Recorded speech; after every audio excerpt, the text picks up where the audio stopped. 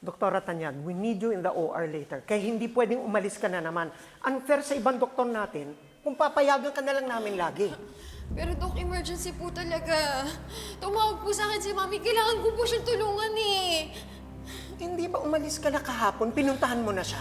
Ano pupunta mo na naman ngayon? Pero Dok, hindi kami nakapagkita. No, I will not allow it. On duty ka, so you stay put. Ngayon, kung magpupumilit ka, I will have to suspend you. And I don't care kung may-ari ka ng ospital.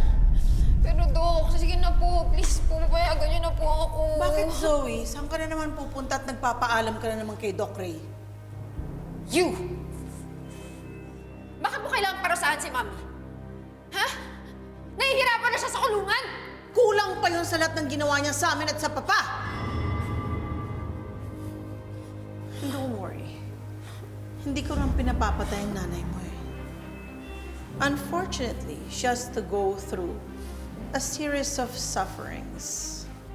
At kahit na mag-rally ka pa sa harapan ng presinto, wala kang magagawa para pigilan yon.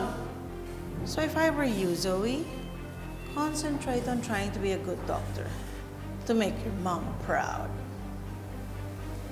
Good job, Doc Ray.